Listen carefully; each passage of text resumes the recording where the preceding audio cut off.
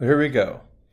This is going to be the last video in the set of videos introducing the vector fields notation and determining if vector fields are conservative. So let's head into this last example here. We have a three-component vector field. 2y e to the 2x plus 2xz is the m component. E to the 2x plus 3y squared is the n of xyz component.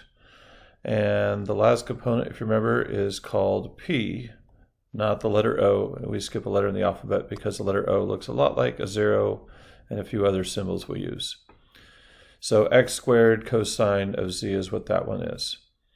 So we need to check to see if each of the matched pairs have their mixed partial derivatives equal to each other. So literally, when we investigate the first term, is the y derivative of this equal to the x derivative of that? So we have to look at that combination.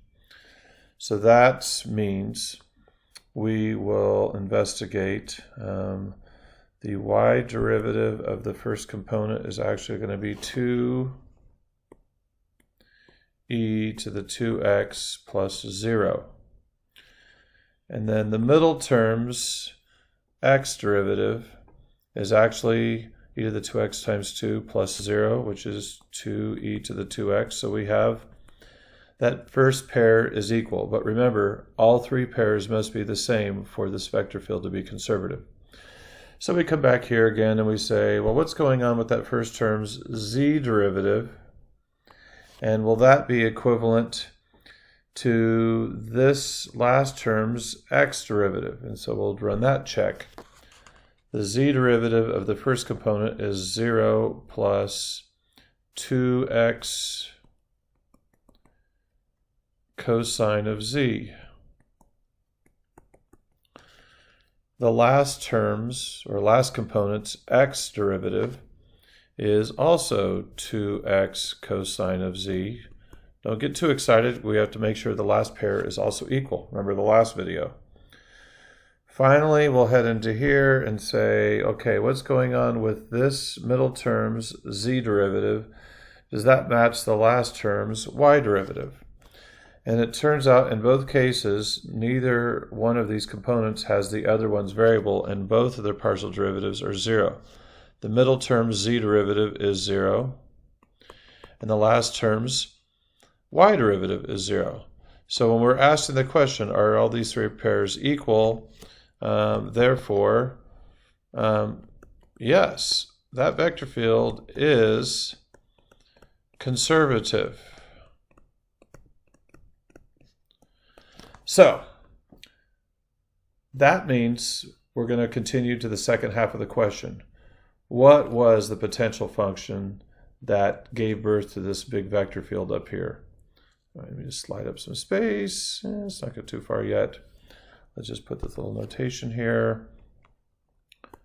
What is the potential function f of x, y, z? Question mark. Remember, the gradient of that potential function, which is the three partial derivatives, should be equal to the vector field that's above. That's what we're looking for. So we'll slide down here a little bit and see what's going on. So here's the vector field again, and its three components. Remember, this first component, we know now, is an x partial derivative of a function. And this middle component is the y partial derivative, and the last component is the z partial derivative. So to find the function that gave these three components, we're going to integrate. And let's prepare the screen here. So three sets of antiderivatives, and then the potential function will come from the union of these three antiderivatives.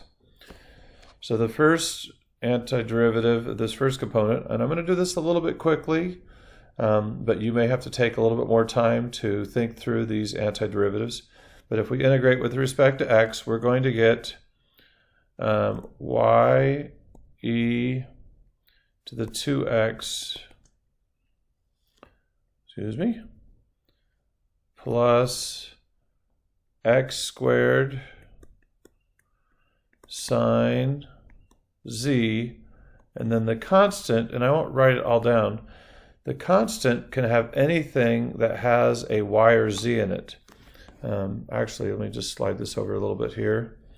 The author writes it as constant of y and z, writes it like function notation. I'm not going to hold you too accountable for writing the constant at the end because we're interested in the union of the terms that we can actually see.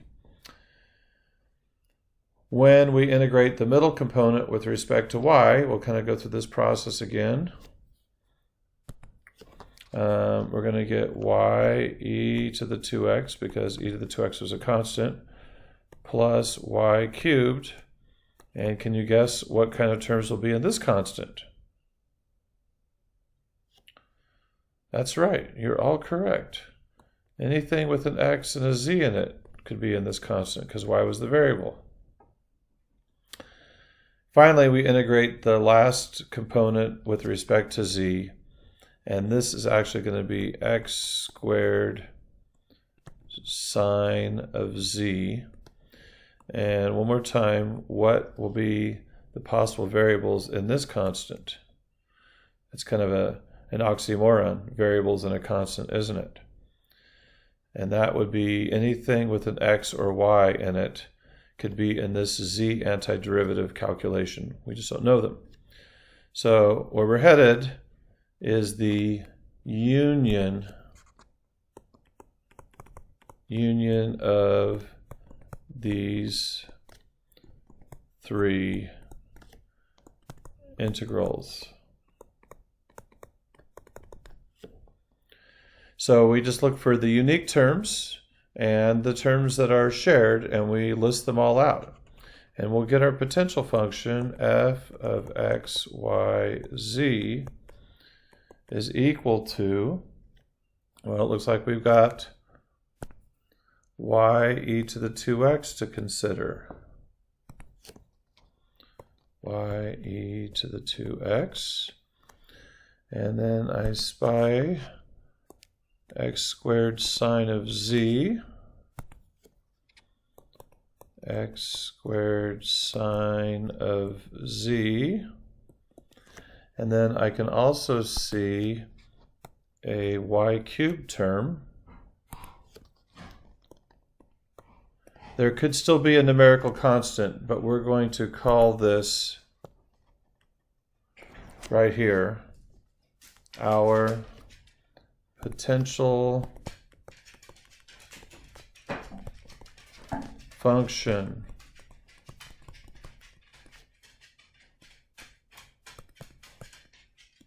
All done. Thanks for watching the series. Catch you guys later.